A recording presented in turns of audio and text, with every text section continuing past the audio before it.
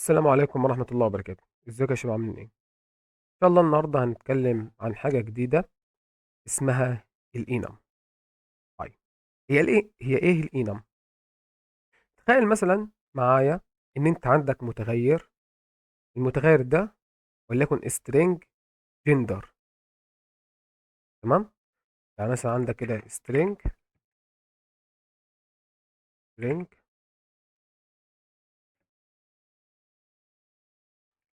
gender اللي هو النوع، فانت ممكن مثلا بتقول له ايه؟ ميل او فيميل، صح؟ جميل جدا. يبقى عندك متغير اسمه جندر.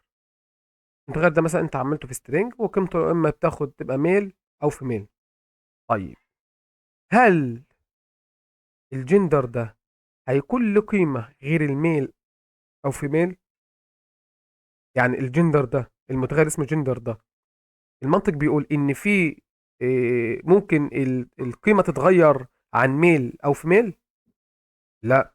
طب مثال تاني، افترض أنت مثلا عندك إشارة مرور، صح؟ طيب أنت مثلا بتعمل متغير وليكن مثلا اللي هو اللون بتاع الإشارة، متغير وليكن اسمه ترافيك لايت، اللي هو اللون بتاع إشارة المرور.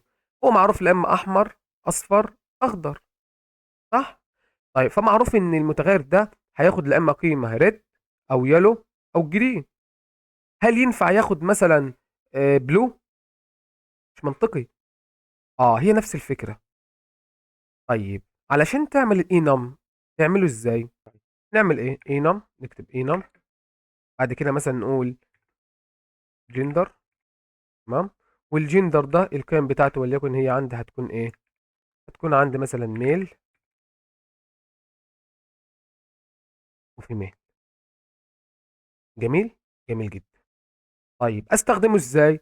بدل بقى المتغير ده هتقول له انت عندك حاجه اسمها، خلينا لازم دي تكون كابيتال، انا هخليها كابيتال كده عشان نقدر نميز.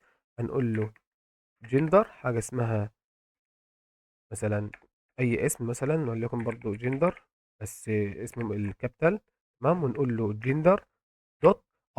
هقول لك بقى لا اما انت تكون عندك ميل او ايه او فيميل، بس هو ادى لليوزر حصره بين ان هو يدي القيمه اما كذا او كذا.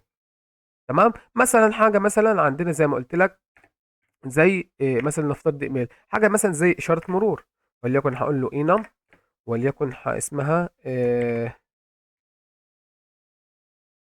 جرافيك مثلا لايت. تمام. ودي بتاخد القيمه وليكن ريد ويلو وليكن جرين، صح؟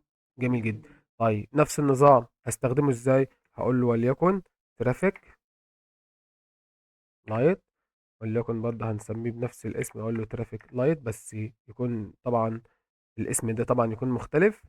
جميل. بعد كده اقول له ايكوال، وليكن الترافيك لايت دوت، هيقول لي لا اما جرين او ريد او مين او يلو. جميل، جميل جدا. يبقى احنا كده عرفنا ان الانم ده لما يكون عندك متغير معروف القيم بتاعته هتكون مثلا اما كذا او كذا او كذا.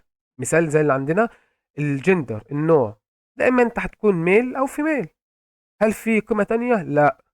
طيب، إشارة المرور إما هتكون لونها مثلا إما ريد أو بلو أو ريد، سوري، ريد أو يلو أو جرين. هل في ينفع يلو؟ هل ينفع أقصد بلو؟ هل ينفع براونز؟ مفيش الكلام ده. يبقى إذا معروف إن القيم بتاعت إيه؟ متحددة. طيب، خلي بالك، أنت ممكن تعمل حاجة حلوة أوي. أنت فرضا ده متغير جاي لك وأنت عايز تعمل تشيك. لو والله لو القيمة مثلا، لو قيمة المتغير ده كانت بريد هتعمل كذا، لو كانت ببلو، سوري، لو كانت بريد هتعمل حاجة معينة، لو كانت بيلو هتعمل حاجة معينة، لو كانت بجري هتعمل حاجة معينة.